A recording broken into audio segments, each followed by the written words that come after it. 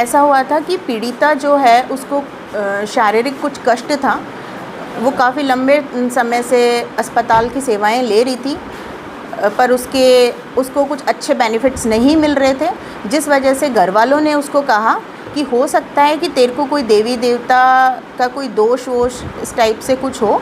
तो उसके ससुराल पक्ष वालों ने उसको बोला कि एक कबूली गांव है धोरीमना में, वहाँ पे एक भोपा है, वो तंत्र विद्या जानता है, तो तू है ना तंत्र विद्या से ही ठीक होगी।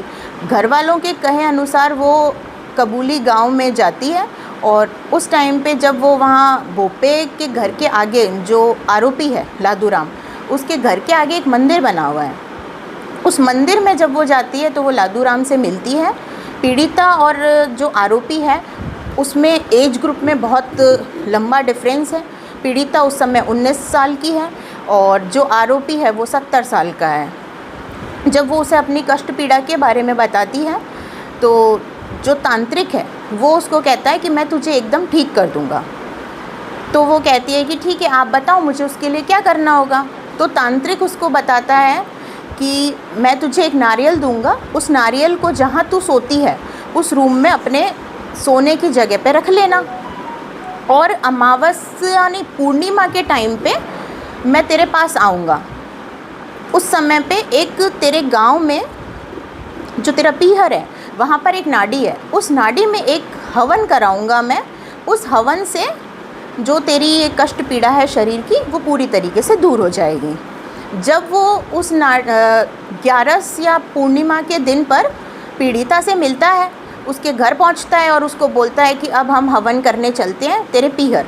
वहाँ पर आके वो उस पीहर लेके जाता है।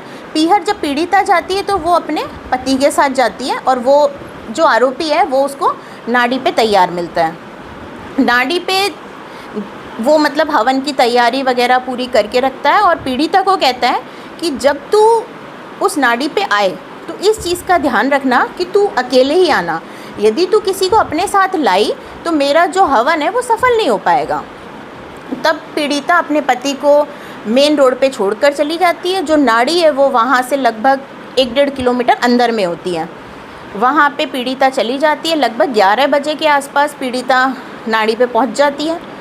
हवन की प्रक्रिया, पति को लगता है हवन की प्रक्रिया चल रही है, वो उसके समापन का वेट करता है। पर लंबा समय बीत जाने पर जब पति पीड़िता को नहीं देखता है कि मेरी पत्नी अभी तक नहीं आई है, तो उसके जेठ का फ़ोन आता है पति के पास में कि तुम लोग अभी तक घर पे नहीं आए हो, इतना समय कैसे लग रहा है। तो जेठ भी मौके पर पहुंच जाता है। दोनों मिल के नाड़ी की तरफ जाते हैं, और जब वो नाड़ी की तरफ जाते हैं तो रात चांदनी होने की वजह से उनको दिखता है कि जो तंत्र विद्या उसके साथ जो कर रहा था, जिसको यहाँ आम भाषा में भोपा कहते हैं, वो उसके साथ में बलात्कार करते हुए रंगे हाथों पकड़ा जाता है। जब वो रंगे हाथों पकड़ा जाता है तो वो उसका पति पीड़िता का और जेठ दोनों उनको गाड़ी में डालकर तांत्रिक को लेकर जाते हैं धोरीमना थाने में। धोरीमना थाने ले जाकर पुलिस को सुपुर्द कर देते हैं और उनको ये घटना बताते हैं कि भाई मेरी पत्नी के साथ में इस तांत्रिक ने बलात्कार की घटना कारित की है। तो मैम उसने जो पीड़िता ने वहाँ विरोध नहीं किया वहाँ पर, या फिर उसको डराया धमकाया या फिर चाकू के डर से? नहीं, ये बात गलत है कि पीड़िता ने वहाँ विरोध नहीं किया हो।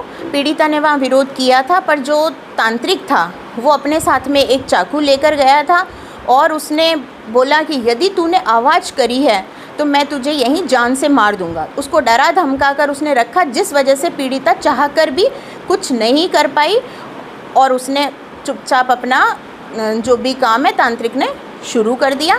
तब उसको पता चला कि ये तो मेरे साथ बलात्कार करने के लिए यहाँ पर लेकर आया है। मैम कितने गवाह पेश किए गए और कितनी पेज की चार्जशीट पेश की गई? लगभग 200 पेज की चार्जशीट थी और इसमें 12 गवाह पेश किए गए प्रोसिक्यूशन की साइड से। प्रोसिक्यूशन की साइड से मैंने पैरवी करी सरकार की तरफ से। इसमें जो परिवादिया के वकील थे वो राजेश जी विश्नोई थे।